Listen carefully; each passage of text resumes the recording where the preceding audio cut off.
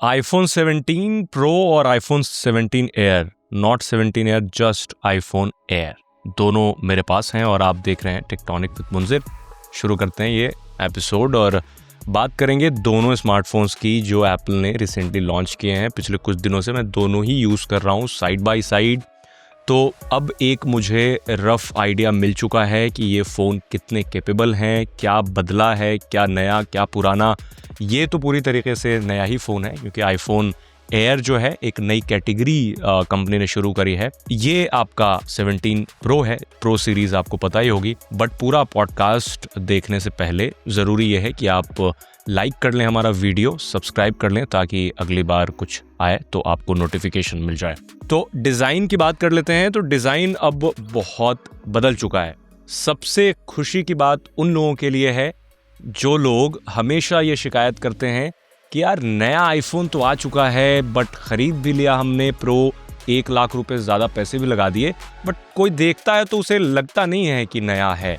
क्या नया है? क्योंकि पहले अगर 15 की बात कर ले, 16 की बात कर ले, 14 की बात कर ले तो डिज़ाइन कमोबेश सेम होता था। तो अब उन लोगों की शिकायत ख़त्म हो जाएगी क्योंकि अगर पैसा लगा करके आपने लिया है, अब आपको पता ही होगा कि इंडिया में आईफोन जो है स्पेशली थोड़ा सा स्टेटस सिंबल के लिए लोग ज़्यादा यूज़ करने लगे हैं।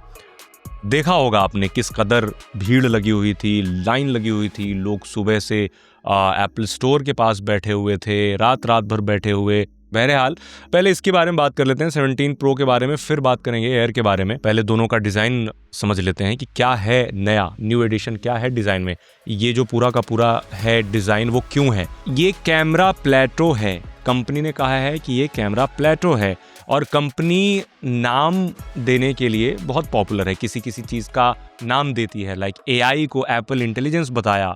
और अभी एक रिपोर्ट आई कि जो स्क्रैच काफ़ी लग रहे हैं फ़ोन पे, तो एप्पल का स्टेटमेंट ये आया कि स्क्रैच नहीं लग रहे, मटेरियल ट्रांसफ़र हो रहा है। तो इस तरह की चीज़ कंपनी करती आई है नामकरण को लेकर के, स्पेशली कि क्या नाम रखा जाए।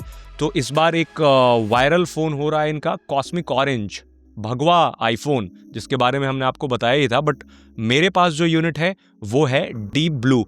तो डीप ब्लू मेरा पर्सनल फेवरेट है, वो इस वजह से बिकॉज जिस तरीके का डिज़ाइन है उसको ये कलर काफ़ी अच्छे से कॉम्प्लीमेंट करता है और ज़्यादा फ्लैशी नहीं लगता है। तो कुछ समय के लिए तो आप कॉस्मिक ऑरेंज यूज़ करके अच्छा लगेगा, बट डेली ड्राइवर के लिए आपको अगर फ़ोन चाहिए तो बड़ा फ्लैशी है, आंखों को चुभता है।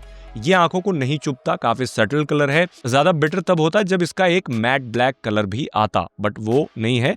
इसका मैट ब्लैक कलर है जो बताता हूं बाद में। तो कैमरा प्लेटो क्या है? Camera plateau it's just a camera visor जो आपको यहां से यहां तक मिल जाता है। इसमें 3 कैमरे दिए गए हैं और तीनों कैमरे 48 मेगापिक्सल के हैं। 2 जो कैमरे हैं वो पुराने 16 प्रो वाले ही हैं। एक 48 मेगापिक्सल का नया लेंस इसमें दिया गया है। आपको यहाँ पे सेंसर्स मिल जाते हैं, देन LED फ्लैश लाइट मिल जाती है जो कि इस बार थोड़ा ज़्यादा पहले से पावरफुल है। अब नीचे की तरफ आते हैं तो यहाँ का जो मटेरियल है वो थोड़ा सा इससे अलग है और लोगो की प्लेसमेंट नीचे की तरफ है। और अगर आप देख पा रहे हो तो लोगो सेंटर में नहीं है, हमेशा लोगो सेंटर में होता है। इस बार भी काफ़ी लोगों की शिकायत ये थी कि यार लोगो सेंटर में नहीं है, थोड़ा मिस अलाइंड दिख रहा है। उसकी वजह ये है कि जो दूसरा वाला पैनल आप देख रहे हैं यहाँ पे, ये इस हिसाब से सेंटर में रखा गया है। ये फ़ोन के पूरे सेंटर में भले ही ना हो बट इस चीज़ के सेंटर में है। अब आते हैं बॉडी पे, इसका जो डिज़ाइन है पूरा का पूरा, इस बार आपको टाइटेनियम फिनिश नहीं मिलता है बल्कि एल्यूमिनियम मिलता है। अगर आपको याद हो तो जब 15 प्रो लॉन्च हुआ था तो कंपनी ने टाइटेनियम की बहुत बातें करी थी कि टाइटेनियम की वजह से फ़ोन इतना प्रीमियम है, टाइटेनियम की वजह से फ़ोन इतना ड्यूरेबल हो गया है। लेकिन अब आ जाइए 2025 में जब आईफोन 17 प्रो लॉन्च हो चुका है, बट टाइटेनियम को कंपनी ने हटा दिया। नो टाइटेनियम, एल्यूमिनियम फ्रेम है, एल्यूमिनियम यूनिबॉडी डिज़ाइन है। यूनिबॉडी डिज़ाइन का मतलब ये बेसिकली कि पूरा का पूरा एक ही है, लाइक बीच में कटआउट जैसा आपको फील नहीं होता, शार्प एजेस फील नहीं होते जो कि पिछले वेरिएंट के आईफोन में फील होता था, शार्प थे यहाँ के एजेस। तो वो कम से कम कंपनी ने अब हटा दिया है। और यहाँ पर सेम कैमरा कंट्रोल बटन, जिसको मैं भी यूज़ नहीं करता हूँ और बहुत और भी सारे लोग यूज़ नहीं करते होंगे मुझे लगता है, वो अभी भी दिया गया है। यहाँ पर एक्शन बटन है, वॉल्यूम रॉकर कीज़ हैं, एंड देन आपको नीचे की तरफ USB Type-C port and speaker grill मिल जाता है। सारी चीज़ें कमोबेश वैसे ही हैं जैसे पहले थी। डिस्प्ले 6.3 इंच की है, बट अगेन इस बार की जो डिस्प्ले है वो ज़्यादा बड़ी पिछली बार से लगती है, थोड़ा हल्का बड़ा लगता है बिकॉज बेजल्स थोड़े कम हो गए हैं, और ज़्यादा कॉम्पैक्ट भी लगता है पिछले बार के आईफोन्स के मुकाबले बिकॉज इसकी एल्यूमिनियम यूनिबॉडी डिज़ाइन होने की वजह से एक फ़ायदा ये है कि काफ़ी अच्छे से ग्रिप बनता है। आप कवर अगर ना भी यूज़ करें तो भी फ़ोन स्लिपरी नहीं है। टाइटेनियम की मैं बात कर रहा था, कहाँ है टाइटेनियम? टाइटेनियम यहाँ है। टाइटेनियम ख़त्म नहीं हुआ है पूरी तरीके से। अब जो आईफोन एयर इंट्रोड्यूस किया गया है, फर्स्ट जनरेशन आईफोन एयर, उसमें आपको टाइटेनियम फ्रेम देखने को मिलता है। ये है ब्लैक वेरिएंट उसका, और इसमें आपको टाइटेनियम फ्रेम दिया गया है, और ये ज़्यादा प्रीमियम लगता है इस फ़ोन से। जो ये फ़ोन है 17 प्रो, उससे ज़्यादा प्रीमियम मुझे ये लगा। सबसे बड़ी जो खासियत है इस फ़ोन की, आप देख ही पा रहे होंगे, thin phone, light weight, feather light, thin. As आया था एक गैलेक्सी का भी रिसेंटली, S25 एज, वो इससे भी पतला फ़ोन है, एज से भी पतला। बट मैं आपको एक चीज़ और कंपैरिजन के लिए दिखाता हूँ कि इससे भी एक पतला फ़ोन है मेरे पास। ये है सैमसंग का Galaxy fold 7। Galaxy fold 7 fold करने के बाद तो इससे थिक है ऑफ कोर्स, क्योंकि 2 डिस्प्ले है, बट जैसे ही आप इसे अनफोल्ड करते हैं तो कहानी बदल जाती है, और इससे अगर आप साइड बाय साइड देखें तो ये इससे ज़्यादा पतला फ़ोन महसूस होता है। सो मैं ये नहीं कह सकता कि ये दुनिया का सबसे पतला फ़ोन है, क्योंकि एक और भी मार्केट में फ़ोन है जो अनफोल्ड करने पे ख़ास तौर पे इससे भी ज़्यादा पतला हो जाता है। तो ये भी आप ध्यान में रखें।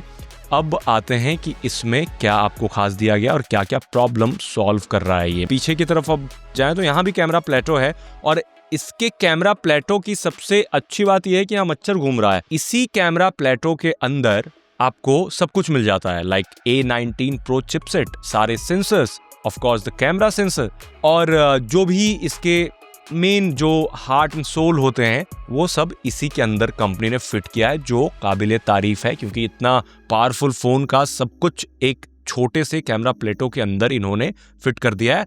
और पूरा जो स्पेस है वो है बैटरी के लिए। कंपनी ने दावा किया है कि 1 दिन की यानी ऑल डे बैटरी लाइफ मिलेगी, जो मुझे नहीं लग रहा है। मैंने शुरुआती यूज़ अभी कर रहा हूँ कुछ दिनों से, बट आधे दिन में बैटरी ख़त्म हो जा रही है। देखना होगा, क्योंकि अभी iOS 26 में नॉर्मल आईफोन्स की बैटरी काफ़ी तेज़ी से ड्रेन हो रही है, तो 1-2 महीने का टाइम लगेगा। उसके बाद मैं लॉन्ग टर्म रिव्यू आपके लिए लाऊंगा, तो बताऊंगा कि क्या अच्छी बात है क्या बुरी बात है इस फ़ोन में। इसके साथ कंपनी ने एक पावर बैंक भी लॉन्च किया है जो मैगसेफ कंपैटिबल है। अब ये इसके साथ ही काम करता है, ऐसी बात नहीं है, किसी और फ़ोन के साथ भी आप इसे यूज़ कर सकते हैं, लाइक 17 प्रो के साथ। बट द थिंग इज़ कि इसके साथ ये काफ़ी अच्छे से फिट होता है, और ये इसके लिए ही कंपनी ने पेश किया है। अब आप देख पा रहे होंगे कि ये कितने अच्छे से इसमें फिट हो चुका है, ताकि सो that you can hold easily. आप ऐसे पकड़ते हो तो लगता है कि एक नॉर्मल फ़ोन आपने पकड़ रखा है, बट पूरा का पूरा पॉइंट ही ख़त्म हो जाता है जब आप इसे लगा लेते हो पतले फ़ोन का। इससे अच्छा आप कोई मोटा फ़ोन ले लेगा, प्रो ले लेगा कोई भी, या फिर फोल्ड ले लेगा अगर ज़्यादा बैटरी बैकअप चाहिए होगी तो। बट स्टिल एक अच्छा ये एडिशन है कि अगर आपको स्लिम फ़ोन भी लेना है और ज़्यादा बैटरी बैकअप भी चाहिए तो आप इसे खरीद सकते हैं एप्पल के ऑफिशियल स्टोर से, या फिर कहीं से भी, आपकी मर्जी है, या फिर ना भी खरीदें। मैं प्रचार करने के लिए तो नहीं बैठा हूँ यहाँ। दूसरी चीज़ जो डिस्प्ले है इसकी काफ़ी ब्राइट है, 3000 निट्स आउटडोर पीक ब्राइटनेस है, यानी आप बाहर जा करके फ़ोन को यूज़ करते हो आउटडोर में डायरेक्ट सनलाइट में, तो इसकी डिस्प्ले बिल्कुल निखर करके आती है और कोई परेशानी नहीं होती आपको। तो ये भी एक काफ़ी अच्छी चीज़ है। पहले क्या होता था कि अगर आपको बड़े साइज़ का फ़ोन ख़रीदना होता था आईफोन, तो आप प्लस ख़रीद लेते थे, और प्लस की कीमत 1 लाख ऑलमोस्ट होती थी। लेकिन अब क्या है कि अब या तो आप प्रो मैक्स खरीदेंगे 1.5 लाख रुपए का फ़ोन, या आईफोन एयर खरीदेंगे बड़ी स्क्रीन के लिए। आईफोन एयर की कीमत 1,20,000 लगभग है। तो ये भी समझ लीजिए कि आईफोन प्लस सीरीज़ जो थी, लाइक 16 प्लस 15 प्लस, उसको एयर ने रिप्लेस कर लिया है। ये फर्स्ट जनरेशन एयर है, और अगली बार एयर अगर लॉन्च होता है तो एयर 2 में भी इसका नाम हो। कभी भी आप कंफ्यूज इस बात से ना हो, this is not the iPhone 17 air, this is iPhone air. अब एक और प्रॉब्लम है, कैमरा प्लेटो में बहुत डस्ट लगता है क्योंकि ये बहुत ग्लॉसी है। तो मैं ऐसे ही सोच रहा था कि अगली बार जब कंपनी लॉन्च करेगी आईफोन एयर, तो वो बोलेगी कि इस बार हमने इसे मैट कर दिया है, सो आपका डस्ट इस पे नहीं लगेगा। तो तो क्या R&D की जो टीम इतनी सारी बैठी हुई है उनको तो समझ में आना चाहिए, क्योंकि ये गंदा लगने लगता है। इस वजह से मैं कह रहा हूँ, मैं यूज कर रहा हूँ कुछ दिनों से, तो ये बहुत ज्यादा गंदा लगता है, डर्टी हो जाता है, डस्ट पार्टिकल बहुत अट्रैक्ट करता है। अगली बार हो सकता है कि इसे चेंज भी कर दे या फिर कुछ भी, बट अगली बार अगर कंपनी ने मैट दिया यहाँ पे तो मैं जरूर आपको बताऊंगा कि मेरी बात सच हो गई और कंपनी ने इस बार मैट दे दिया है। तो वही बात है कि पहले प्रॉब्लम क्रिएट करो फिर उसका सोल्यूशन दो, ठीक है, बिजनेस है at the end of the day. अब बात कर लेते हैं सॉफ्टवेयर की, जिसके बारे में ऑलरेडी बहुत बातें कर चुका हूं मैं। सॉफ्टवेयर फ्रंट पे आपको मिल जाता है इसमें iOS 26, जो कि दूसरे आईफोन्स में भी आपको मिल जाता है। फीचर्स जो है iOS 26 के वो आपको मिल जाते हैं। एक और अच्छा अपग्रेड ये है कि इस बार 12 GB रैम के साथ फोन्स आए हैं प्रो। अगर आप इसकी बात कर लें, आईफोन 17 प्रो की बात कर लें या फिर आईफोन एयर की बात कर लें, तो 8 GB नहीं बल्कि 12 GB के रैम मिलते हैं। 12 GB रैम इस वजह से बिकॉज 2026 में नया सीरी अवेटेड है जो कि हेविली डिपेंडेंट होगा AI पे, तो ज्यादा ऑन डिवाइस AI यूज होगा, उसके लिए आपको ज्यादा रैम की जरूरत पड़ेगी। इस वजह से ही शायद कंपनी ने अपग्रेड करके रैम को 12 GB कर दिया है, सो दैट फोन काफी अच्छे से परफॉर्म करें। और प्रोसेसर के बारे में बताया मैंने, 3nm आर्किटेक्चर का ही है A19 Pro, और इसके साथ काफी बैटरी में भी इंप्रूवमेंट का कंपनी ने दावा किया इस वजह से। बिकॉज अब बात आती है कि प्रो का जो बॉडी है, जो क्यों इन्होंने टाइटेनियम को डिच कर दिया, क्यों एल्यूमिनियम पे आ गए। कॉस्ट कटिंग तो वजह हो ही सकती है क्योंकि टाइटेनियम एक महंगा मेटल है, एल्यूमिनियम कंपैरेटिवली सस्ता होता है। ड्यूरेबिलिटी की कंपनी ने खूब बात करी इवेंट पे कि इतना फोन ड्यूरेबल होगा, इतना ड्यूरेबल होगा कि गिरने से भी नहीं टूटेगा, ऐसा तो नहीं बोला, बट कंपनी ने कहा कि काफी ड्यूरेबल होगा। सेरेमिक शील्ड 2 की प्रोटेक्शन आपको दोनों फोनों में मिल जाती है, चाहे एयर हो या फिर प्रो सीरीज के कोई भी फोन हो। लेकिन रिसेंट इतने सारे वीडियोस देख रहा हूँ, इतने सारे स्क्रीनशॉट्स देख रहा हूँ, लोगों के फोटोज देख रहा हूँ, जिसमें कैमरा प्लेटों के शार्प होने की वजह से यहाँ पर स्क्रैचेस बहुत आ रहे हैं और काफ़ी इजीली आ रहे हैं। कंपनी ने स्टेटमेंट दिया है कि वो मटेरियल ट्रांसफ़र हो रहा है और कई रिटेल स्टोर्स में मैगसेफ के साथ इसे लगा करके रखा जाता है, तो इस वजह से ये गंदा दिख रहा है, उसे साफ करने से ठीक हो जाएगा, ऐसा कंपनी ने कहा है। अब देखते हैं कि क्या हो रहा है क्या नहीं हो रहा, बट ऐसी रिपोर्ट्स आ रही हैं अभी बहुत सारी। कैमरा क्वालिटी की बात कर लेते हैं कि 3 कैमरे जो दिए गए हैं 48 मेगापिक्सल के, वो कैसा परफॉर्म करते हैं। ये बताते हुए मुझे खुशी हो रही है कि आईफोन 16 प्रो के साथ इसे मैंने साइड बाय साइड कंपेयर किया और मुझे ऐसा लगता है कि ये बेहतर फोटोज क्लिक करता है, specially in the low light और रात के कंडीशन में, जहां पे अंधेरा हो या फिर ट्रिकी लाइट सिचुएशन हो, कहीं सामने से रोशनी पड़ रही हो तो थोड़ा सा ग्लेयर कम करता है। ये काफ़ी अच्छी बात है क्योंकि 16 प्रो में मैंने देखा वो काम उसमें नहीं होता है। डिस्प्ले पे भी इन्होंने इस बार एंटी रिफ्लेक्टिव कोटिंग दी है, बट उस लेवल की नहीं है जिस लेवल की दूसरे स्मार्टफोन्स में इस प्राइस रेंज में मिलता है, तो कंपनी को ये भी ध्यान देना पड़ेगा।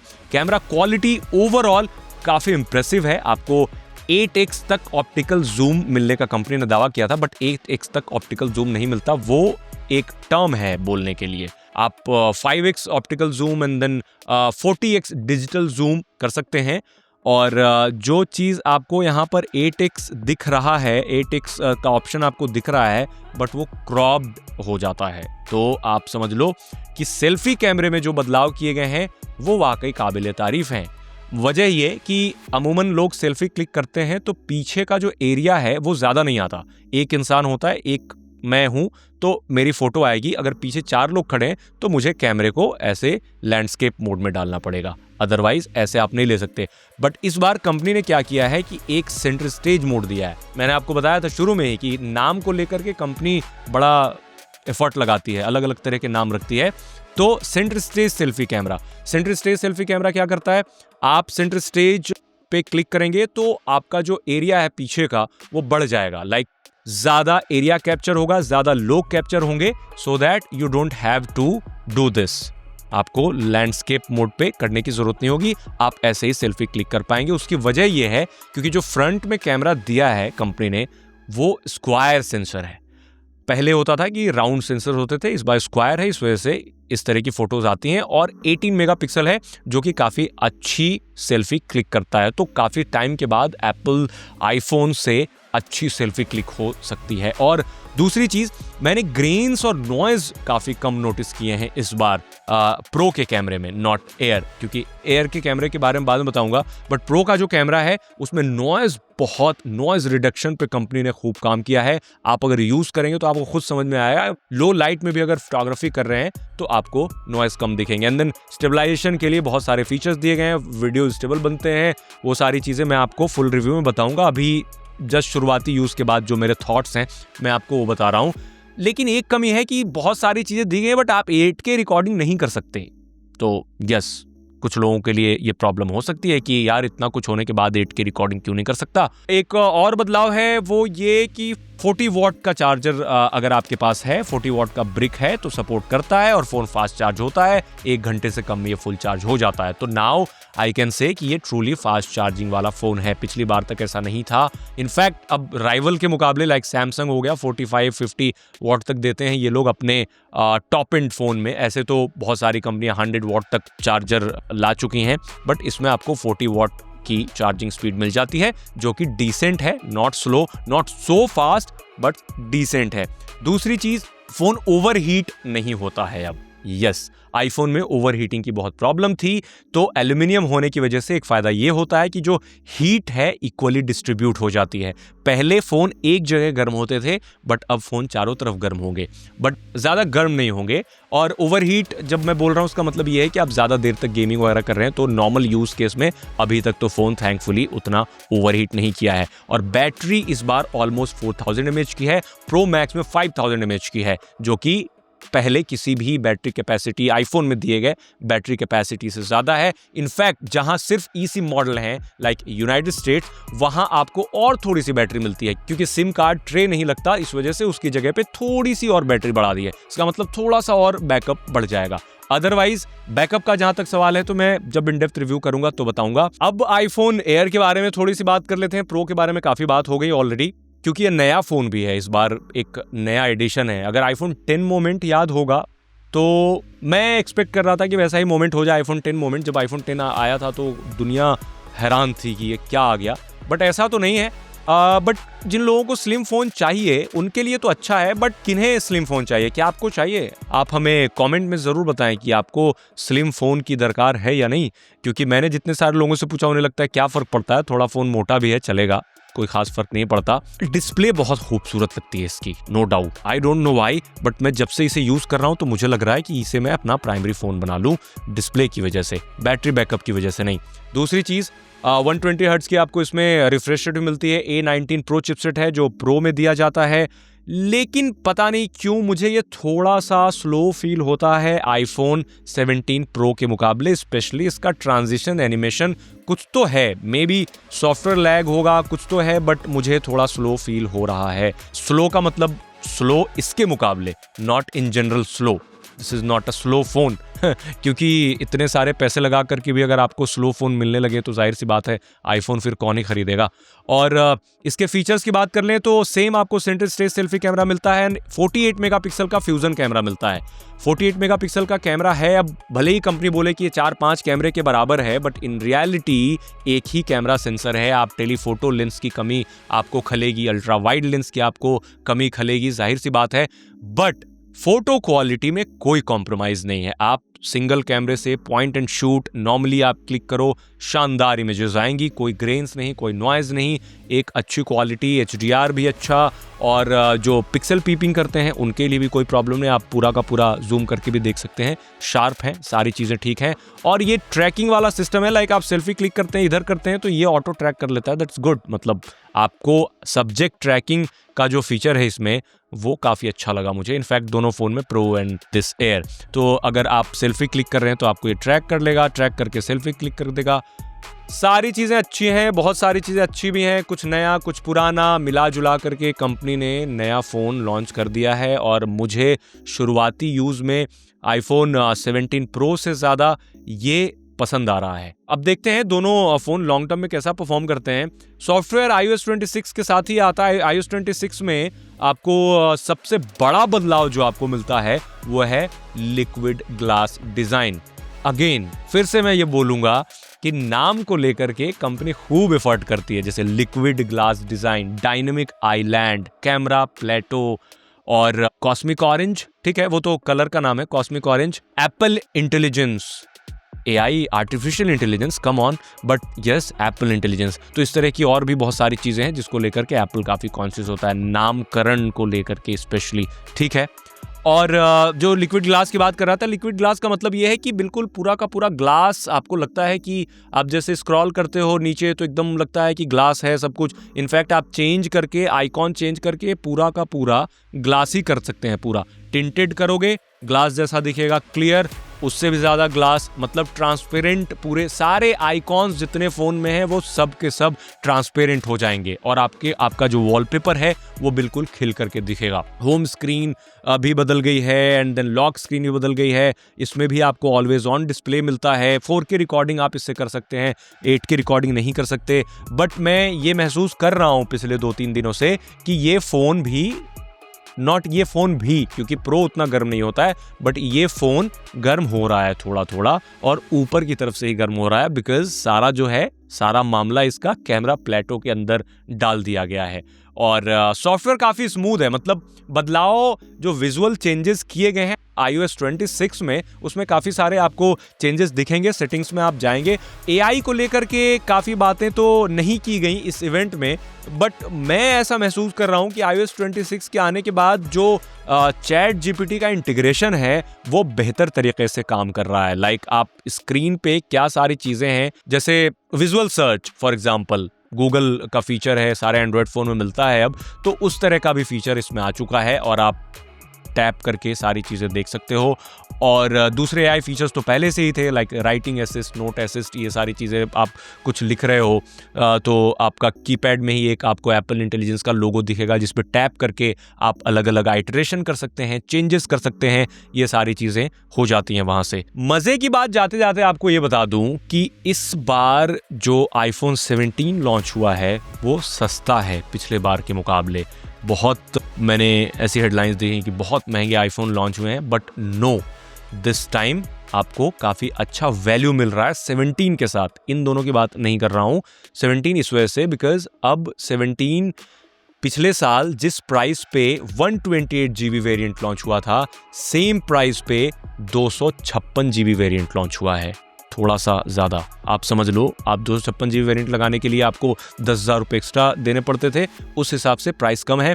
दूसरी चीज़, iPhone 17 में बहुत ज़्यादा वैल्यू ऐड कर दिया गया इस बार, बिकॉज पिछली बार तक ऑलवेज ऑन डिस्प्ले नहीं था, पिछली बार तक फास्ट रिफ्रेश रेट नहीं था, 120 हर्ट्ज का रिफ्रेश रेट नहीं था।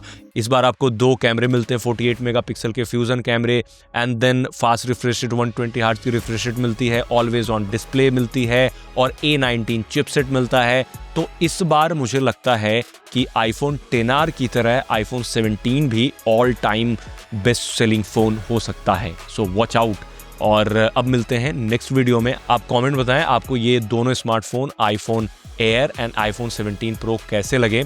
जाहिर सी बात है, वीडियो और पॉडकास्ट की लिमिटेशन होती है कि मैं सब कुछ आपको नहीं बता सकता हूँ।